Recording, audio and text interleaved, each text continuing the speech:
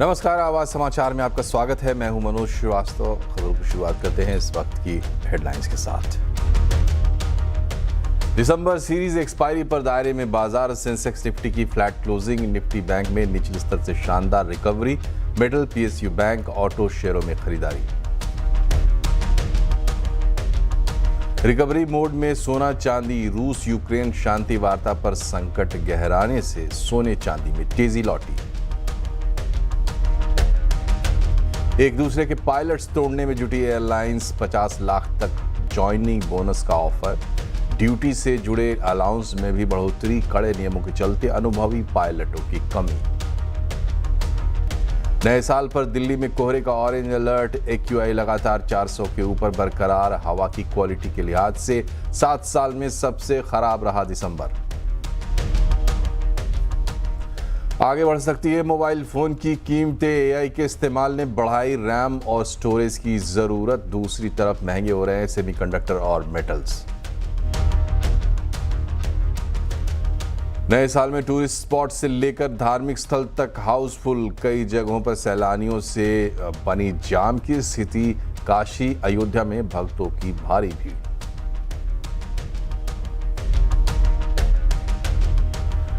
तो आज बाजार में साल की आखिरी एक्सपायरी दिसंबर सीरीज की एक्सपायरी थी और बाजार दायरे में कारोबार करता हुआ दिखाई दिया। सेंसेक्स निफ्टी की फ्लैट क्लोजिंग हुई है।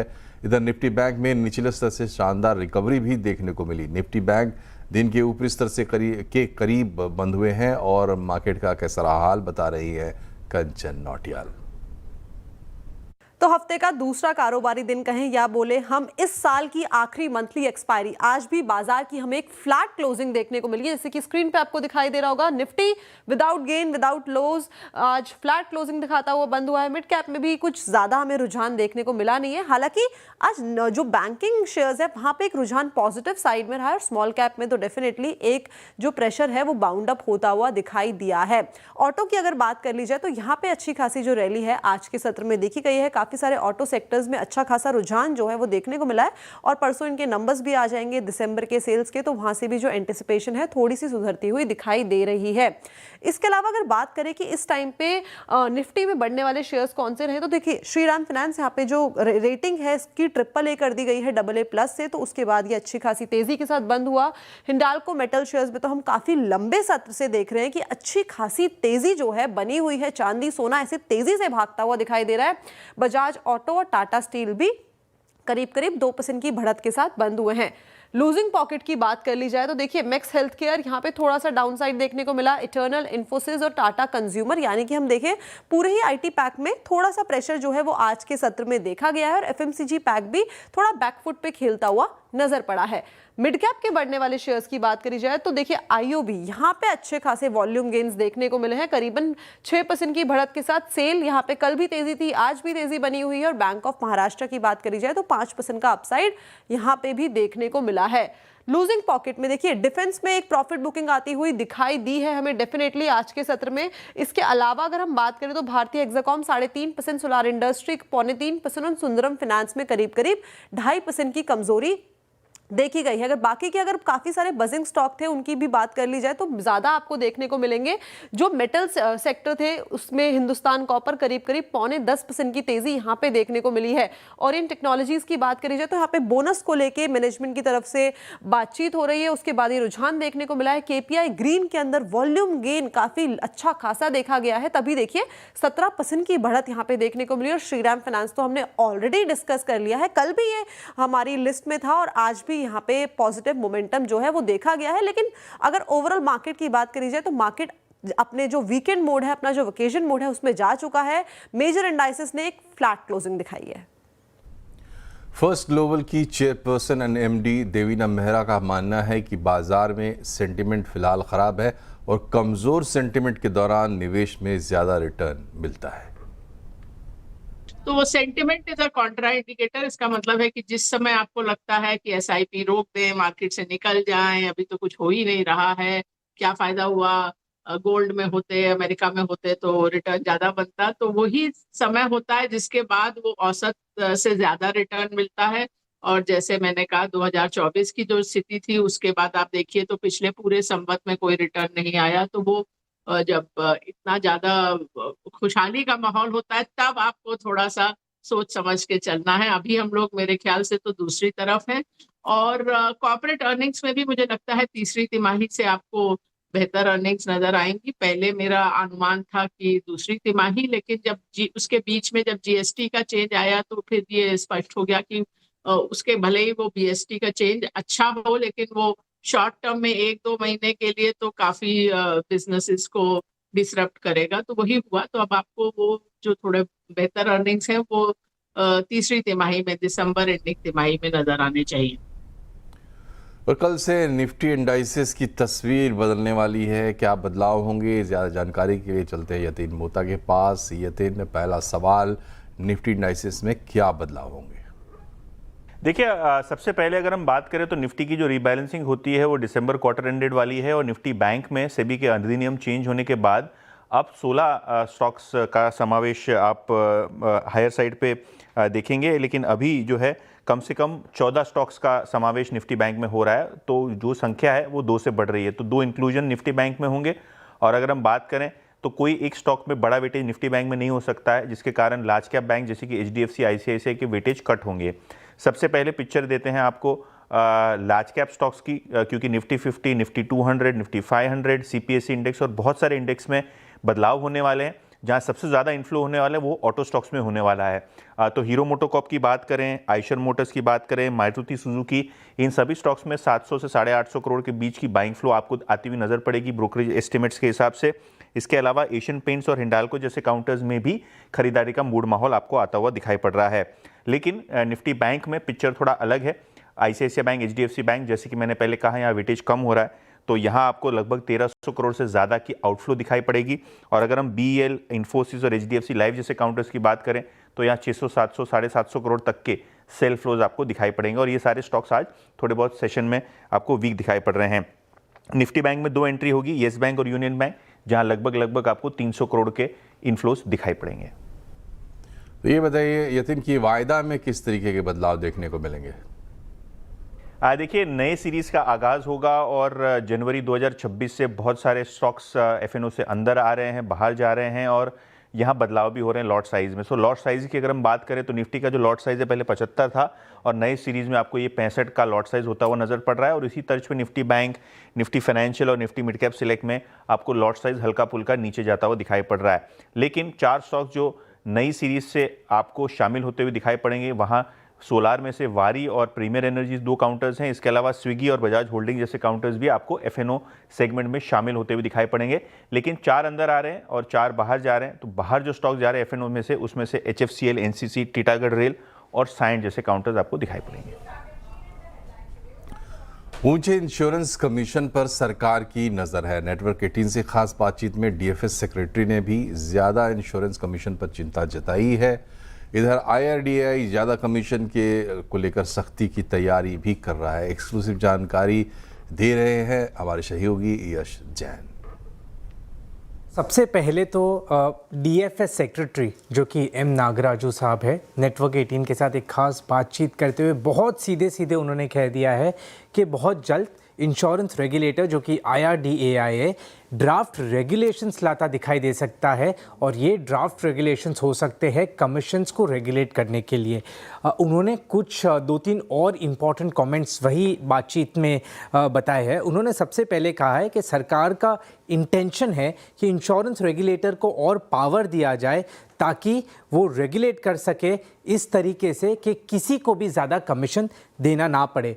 सरकार, उन्होंने ये भी कहा कि सरकार को काफ़ी सारी कंप्लेंट्स आई है पॉलिसी होल्डर्स से ज़्यादा कमीशंस पे, और इसलिए ये मूव बहुत इम्पॉर्टेंट हो गया है ताकि किसी को भी ज़्यादा कमीशन ना देना पड़े। इम्पॉर्टेंटली वो एक स्टेटमेंट बड़ा इंपॉर्टेंट है कि आईआरडीएआई बहुत जल्द ड्राफ्ट रेगुलेशंस कमीशन को रेगुलेट करने के लिए ला सकता है, और इस पे हम काफ़ी समय से रिपोर्ट करते हुए भी आए हैं। अभी जो लेटेस्ट हमें अपने सूत्रों से पता चला है वो ये है कि IRDAI के द्वार पे भी जो तैयारी है वो ड्राफ्ट रेगुलेशंस बनाने की वो शुरू हो चुकी है। IRDAI ने काफ़ी कंपनियों से उनके सेगमेंटल कमीशन की जानकारी मांगी है, यानी कि आप मोटर में कितना कमीशन देते हो, आप हेल्थ में कितना कमीशन देते हो, हमें इंडिविजुअली इसकी जानकारी प्रोवाइड कीजिए। ये जानकारी मांगी गई है रेगुलेटर के द्वारा भी। इसके अलावा IRDAI का specific concern motor own damage और हेल्थ पर्टिकुलरली इन दो सेगमेंट में ज़्यादा है, क्योंकि उसका मानना है कि इन दोनों सेगमेंट में कमीशन काफ़ी ज़्यादा है। अब ऑफ कोर्स एक जो बड़ा इंडिकेशन DFS सेक्रेटरी ने दिया है वो ड्राफ्ट रेगुलेशंस पे, सारे सेक्टर की नज़र उस ड्राफ्ट रेगुलेशन पे रहेगी और ये देखा जाएगा किस तरह रेगुलेटर आगे बढ़ता है कमीशंस को रेगुलेट करने में। और आज आवाज अड्डा में 2025 में हुए रिफॉर्म्स पर चर्चा होगी। रिफॉर्म एक्सप्रेस जरूर जुड़िए शाम 7:57 पर।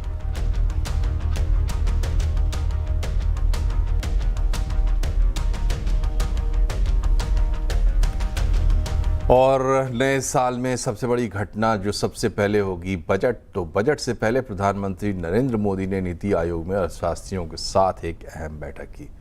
आत्मनिर्भर भारत और स्ट्रक्चरल ट्रांसफॉर्मेशन पर चर्चा हुई है। तो क्या खास रहा इस बैठक में, बात करते हैं। हमारे सहयोगी लक्ष्मण रॉय हमारे साथ लाइव जुड़ गए हैं। बताएं लक्ष्मण जी, क्या क्या निकला आज की बैठक से? देखिए, वैसे तो इस बैठक की जो थीम थी वो ये था कि आत्मनिर्भर भारत और स्ट्रक्चरल रिफॉर्म, इस पे चर्चा होनी थी। लेकिन बैठक ऐसे समय में हुई जब 1 महीने बाद बजट पेश किया जाना था, तो जाहिर तौर पे यहाँ से बजट को लेके कुछ इंडिकेशन निकल कर आए। तो इस पूरे बैठक में एक बात जो प्रधानमंत्री ने बार बार जोर देकर कहा, वो ये कहा कि 2047 तक विकसित भारत का जो संकल्प हमने लिया है, सरकार ने लिया है, वो सरकार का संकल्प नहीं है, वो दरअसल देश के जनमानस की आकांक्षाएं हैं। तो आपको हर काम इसी संकल्प को ध्यान में रख के करना है। 2047 के मिशन को ध्यान में रख करना है, विकसित भारत के मिशन को ध्यान में रखकर करना है। आप जो भी बजट बनाएं, ध्यान देने वाली बात है, बजट शब्द का इस्तेमाल किया गया है। जो भी बजट बनाएं, जिस तरीके से बजट बनाएं, तो उसमें इसका ख्याल रखें कि 2047 का हमारा मिशन क्या है। जो भी आप पॉलिसी बनाएं, उसमें इस बात का ख्याल रखें कि हमारा 2047 का मिशन क्या है। इस बैठक में AI पर खास जोर दिया गया। AI पर मिशन मोड में काम करने पर बात की गई। कहा गया कि अलग अलग सेक्टर की प्रोडक्टिविटी बढ़ाने में AI का इस्तेमाल कैसे किया जा सकता है, इस पर जोर देना है। डिजिटल पब्लिक इंफ्रास्ट्रक्चर, इसको काफ़ी ज़्यादा बढ़ावा देना है। इंडस्ट्री के जो लोग थे, इन्होंने मैन्युफैक्चरिंग सेक्टर, सर्विस सेक्टर में प्रोडक्टिविटी बढ़ाने पर खास जोर दिया। साथ ही साथ हाउस होल्ड सेविंग कैसे बढ़ाया जाए, कटिंग एज टेक्नोलॉजी का इस्तेमाल कैसे व्यापक पैमाने पर किया जाए, इन सारे मुद्दों पर चर्चा निकलकर सामने आई इस बैठक से। बहुत बहुत शुक्रिया आपका लक्ष्मण जी। पढ़ते हैं आगे। देश की एयरलाइंस इस वक्त पायलटों की भारी कमी से जूझ रही हैं और हालात ऐसे हैं कि कैप्टन्स को लाखों रुपए जॉइनिंग बोनस के तौर पर ऑफर किए जा रहे हैं। इस पर ज़्यादा जानकारी दे रहे हैं केतन जोशी। देखिए, इंडिगो संकट के बाद DGCA ने नियम और कड़े कर दिए हैं, यानी कि जो फ्लाइट ड्यूटी टाइमिंग लिमिट है वो काफ़ी कम कर दी है। यानी कि जो पहले पायलट की उड़ानों का समय रहता था उसमें काफ़ी कटौती आई है और इसका असर ये हुआ कि जो अनुभवी पायलट है उनकी काफ़ी कमी बरतने लगी। और जो जानकार बता रहे हैं उसके मुताबिक पायलट अगर एक एयरलाइन छोड़कर दूसरी एयरलाइंस में जाता है तो उनको 50 लाख तक का बोनस भी ऑफर किया जा रहा है।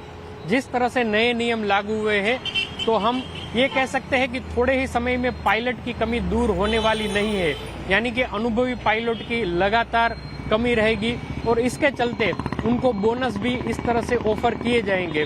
कुछ एयरलाइंस ने तो अभी से पायलट की जो अलग अलग ड्यूटी है उसको भी कुछ अच्छी तरीके से उनको सैलरी में बढ़ोतरी के रूप में भी देना शुरू कर दिया है। जैसे कि एक शब्द है टेल स्विप, यानी कि एक जहाज से पायलट दूसरे जहाज में जब जाता है तो काफ़ी सारी चेकिंग की प्रक्रिया करनी पड़ती है, तो उसमें भी बढ़ोतरी की गई है और कुल मिलाकर 1 से 2% की वृद्धि अभी से देखने को मिल रही है। जो बोनस मिलता है वो अतिरिक्त, लेकिन जो पायलट एसोसिएशन का कहना है कि ये इतना जो हमारी डिमांड थी उसके मुताबिक नहीं है। फिर भी हम कह सकते हैं कि ये एक शुरुआत तो हो गई है, तो आने वाले समय में भी पायलट को लेकर एक एयरलाइंस से दूसरी एयरलाइंस तक यही रसाकसी रहने वाली है और अगले ही साल यानी कि मार्च तक दूसरी और 3 एयरलाइंस शुरू होने वाली है।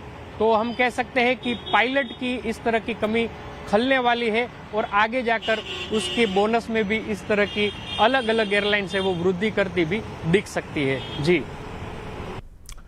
इधर दिल्ली में एयर क्वालिटी इंडेक्स लगातार 400 के ऊपर बना हुआ है। इसकी वजह से दिसंबर में हवा की क्वालिटी 7 साल के सबसे खराब स्तर पर पहुंच गई। धुंध और स्मॉग ने लोगों की परेशानी बढ़ा रखी है।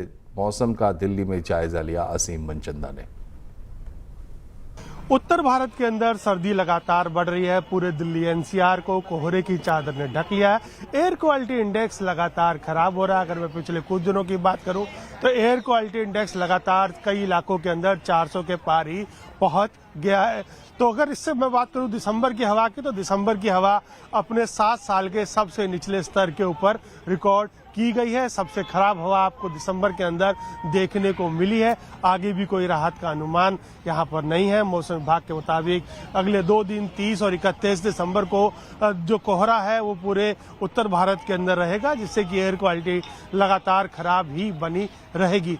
और इससे के चलते इसका असर फ्लाइटों के ऊपर भी देखने को मिल रहा है। अगर मैं कल की बात करूं तो कल 200 से ज्यादा फ्लाइट देरी में से उड़ी थी, जबकि 120 से ज्यादा फ्लाइट कैंसिल हुई थी और बहुत सारी फ्लाइट्स को डाइवर्ट भी किया गया था। तो अगले 2 दिन तक इससे कोई राहत नहीं मिलेगी। हालांकि मौसम विभाग के मुताबिक 1 जनवरी को कुछ इलाकों के अंदर बारिश हो सकती है, तेज हवाएं चलेंगी, जिससे नए साल के अंदर लोगों को थोड़ी सी दिल्ली की जो हवा है उसमें थोड़ी राहत देखने को मिल सकती है। तब तक उससे पहले कोई भी राहत दिल्ली वालों को नहीं लग रही है। तो खासतौर पर ये एयर क्वालिटी ऐसी ही बनी रहेगी। असीम मनचंदा, CNBC सेवा, दिल्ली। और यहाँ रुक रहे एक छोटे से ब्रेक के लिए, लेकिन खबरें भी और भी हैं, बने रहिए हमारे साथ। ब्रेक के बाद एक बार फिर से आपका स्वागत है आवाज समाचार में। अगर आप नया मोबाइल लेने की सोच रहे हैं तो अभी सही समय है। जल्दी ही मोबाइल हैंडसेट्स के दाम बढ़ने वाले हैं, क्योंकि रुपया कमज़ोर हो रहा है और मोबाइल में पार्ट्स की कीमतें बढ़ रही है। देखिए असीम मनचंदा की रिपोर्ट। 2025 में आपके मोबाइल हैंडसेट्स में आर्टिफिशियल इंटेलिजेंस ने अपना घर बना लिया है और AI का तेजी से बढ़ता ये चलन मोबाइल हैंडसेट्स को महंगा कर सकता है। AI की वजह से फोन में मेमोरी और स्टोरेज की जरूरत बढ़ गई है, जबकि दुनिया में इस वक्त चिप की कमी चल रही है और सेमीकंडक्टर की कीमतें बढ़ रही हैं। अब तक प्रीमियम माने जा रहे फीचर्स अब मोबाइल की जरूरत बन गए हैं। लिहाजा मोबाइल कंपनियां इन सभी कारणों को ध्यान में रखते हुए कीमतें बढ़ाने की तैयारी कर रही हैं। Another 15 to 20% hike is expected in Q1 2026. Now, what that means is the OEMs will be under a lot of pressure to pass on this cost to the consumers, because from the bills of material perspective, the increase in the smartphone BOM is already 8 to 13%, depending on which price tier you look into. Obviously, the entry to mid tier is the most impacted as of now, and that is where we have seen most of the price hike. Bharat में mobile के करीब 90% parts का आयात होता है। Dollar के मुकाबले रुपए की कमजोरी से आयात महंगा हो रहा है। मोबाइल में इस्तेमाल होने वाली चांदी भी हर दिन नया रिकॉर्ड बना रही है। तो जो रुपी है वो कंटिन्यूअसली डेप्रिसिएट हो रहा है अगेंस्ट डॉलर, और हमारा सारा इंपोर्ट ही करना पड़ता है, डायरेक्टली और इनडायरेक्टली हम वो इंपोर्ट ही कर रहे हैं कंपोनेंट्स जो स्मार्टफोन में जा रहे हैं। तो इस वजह से अभी जो हमारे OEMs हैं उनके पास और कोई ऑप्शन नहीं है, उनको प्राइस इंक्रीज करना ही करना पड़ेगा। अभी तक कंपनियां लागत ग्राहकों से वसूलने से कतरा रही थी और अपने मार्जिन में कमी कर रही थी, लेकिन नए साल में नया ट्रेंड आपके मोबाइल को 10 से 15% तक महंगा कर सकता है। असीम मनचंदा, दिल्ली। अगर आपको पासपोर्ट बनवाना है या फिर पासपोर्ट रिन्यू करवाना है तो खबर आपके लिए है। अब ज़रूरी नहीं है कि आप डॉक्यूमेंट लेकर पासपोर्ट ऑफिस तक जाएं।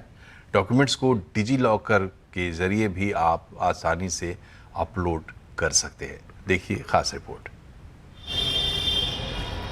पासपोर्ट बनवाना हो तो डॉक्यूमेंट जुटाना एक काम होता है। कई बार पासपोर्ट सेवा केंद्र पर जाकर पता लगता है कि डॉक्यूमेंट पूरे नहीं हैं। ऐसे में इंटरव्यू डेट फिर से लेनी पड़ती है। वेरिफिकेशन प्रक्रिया भी बढ़ जाती है।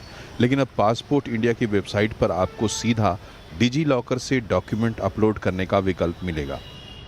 भारत सरकार ने और विदेश मंत्रालय ने अपने पासपोर्ट सेवा प्रोग्राम 2.0 के थ्रू ये जो DigiLocker issued documents last moment तक आपका एप्लीकेशन प्रोसेसिंग के टोकन इशू होने से पहले तक अपलोड करने की जो सुविधा दी है, इसको इस्तेमाल करके लोग अपने प्रोसेसिंग को जल्दी करवा सकते हैं और मेरी सभी से अपील है कि इस सुविधा का अधिक से अधिक फ़ायदा उठाएं।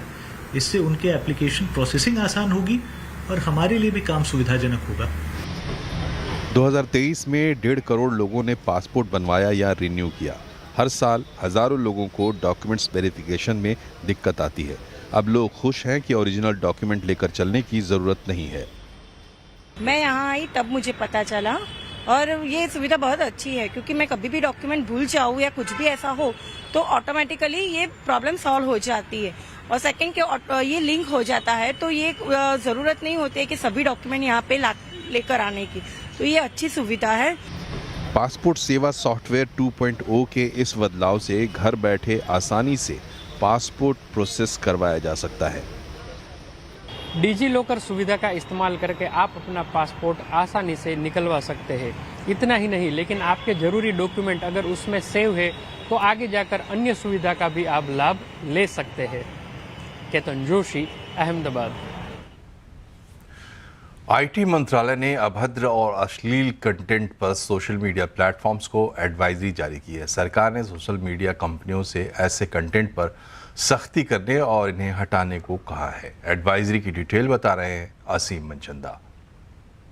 बहुत सारे लोगों ने नोटिस किया होगा कि सोशल मीडिया पर अभद्र और अश्लील कंटेंट फैला हुआ है। अब सरकार ने भी इसको लेकर के सख्ती करने की शुरुआत कर दी है। सरकार ने सभी सोशल मीडिया कंपनियों को एक एडवाइजरी जारी की है और एडवाइजरी जारी करके कहा है कि आपके यहाँ पर जो भी इंडिसेंट, वल्गर या ऑब्सीन कंटेंट है, आप उसके ऊपर सख्ती बरतें, उस कंटेंट को अपने प्लेटफॉर्म से हटाएं और जब आगे कोई भी कंटेंट अपलोड हो उसको आप उसकी जाँच करें और उसके बाद ही उसको अपलोड होने दिया जाए। सरकार ने यह भी कहा कि उसको बहुत सारे स्टेक होल्डर से शिकायतें मिलती, संसद में इसका मामला उठा था, पार्लियामेंट्री स्टैंडिंग कमेटी ने भी इसका मामला उठाया और कई बार कोर्ट में भी इसका मामला उठ चुका है। तो ऐसे में जितने भी सोशल मीडिया प्लेटफॉर्म है उनको इनके ऊपर इस ऐसे कंटेंट के ऊपर सख्ती करनी पड़ेगी। इसको अपने प्लेटफॉर्म से शिकायत मिलने के अंदर 24 घंटे के अंदर हटाना पड़ेगा। इतना ही नहीं, जो सोशल मीडिया कंपनी उनको निर्देश दिए कि आपका जो शिकायत मैकेनिज्म है आप उसको स्ट्रॉन्ग बनाइए ताकि जो स्टेक होल्डर्स हैं वो आपके यहाँ पर शिकायत कर सके और 24 घंटे के अंदर ऐसे कंटेंट को हटाया जा सके। बांग्लादेश की पहली महिला प्रधानमंत्री और बांग्लादेश नेशनलिस्ट पार्टी की प्रमुख खालिदा जिया का आज सुबह 6 बजे ढाका में निधन हो गया। वे 80 साल की थीं। पिछले करीब 20 दिन से वेंटिलेटर पर थी। बांग्लादेश में अंतरिम सरकार के मुखिया मोहम्मद यूनुस ने खालिदा जिया के निधन पर 3 दिन के राष्ट्रीय शोक का ऐलान किया है। वहीं दुनिया भर के नेताओं ने इस निधन पर शोक जताया है। पीएम मोदी ने लिखा है कि पूर्व प्रधानमंत्री और बीएनपी अध्यक्ष बेगम खालिदा जिया के ढाका में निधन के बारे में जानकर गहरा दुख हुआ। उनके परिवार और बांग्लादेश के सभी लोगों के प्रति हमारी हार्दिक संवेदना है। ईश्वर उनके परिवार को इस दुखद क्षति को सहने की शक्ति प्रदान करे। वहीं नेता विपक्ष राहुल गांधी और ममता बनर्जी ने भी खालिदा जिया के निधन पर दुख जताया है। विदेश मंत्री एस जयशंकर कल यानी बुधवार को बांग्लादेश के दौरे पर जाएंगे। वहां वो बांग्लादेश की पूर्व प्रधानमंत्री खालिदा जिया के अंतिम संस्कार में शामिल होंगे। रूस और यूक्रेन के बीच जारी युद्ध के बीच तनाव एक बार फिर से बढ़ता हुआ दिख रहा है। रूस ने आरोप लगाया है कि यूक्रेन ने 28 और 29 दिसंबर की रात मॉस्को के पश्चिम में नोवगोरोड क्षेत्र में राष्ट्रपति व्लादिमीर पुतिन के आवास को निशाना बनाने की कोशिश की। रूस के विदेश मंत्री सर्गेई लावरोव ने के अनुसार इस कथित हमले में 91 लंबी दूरी के ड्रोन इस्तेमाल किए गए हैं जिन्हें रूसी डिफेंस सिस्टम ने मार गिराया। रूस का दावा है कि इस घटना में ना तो कोई घायल हुआ है ना ही किसी का कोई नुकसान हुआ है। इस बीच यूक्रेन के राष्ट्रपति व्लादिमीर जेलेंस्की ने मॉस्को के दावे को तुरंत नकार दिया है और रूस पर शांति वार्ता में बाधा डालने का आरोप लगाया है। नया साल 2026 अब जश्न का इंतजार है। एक दिन बाद साल का आगाज हो जाएगा, लेकिन नए साल से पहले घूमने वाली जगहों और धार्मिक स्थलों पर लोगों का सैलाब उमड़ पड़ा है। कोई टूरिस्ट प्लेस पर पहुंचकर नए साल का स्वागत करना चाहता है तो कोई मंदिरों में पूजा पाठ करके अपने आराध्य के दर्शन करके नए साल का स्वागत करता दिख रहा है। कई जगह हालात ऐसे बन गए हैं कि सैलानियों और श्रद्धालुओं की भारी भीड़ की वजह से जाम की स्थिति बन गई है। देश भर में अलग अलग जगहों से आई इन तस्वीरों से समझिए कि कैसे लोग नए साल में पूजा पाठ और मस्ती करते नजर आ रहे हैं।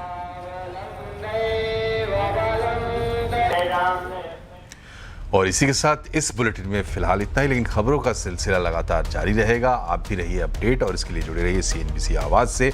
नमस्कार।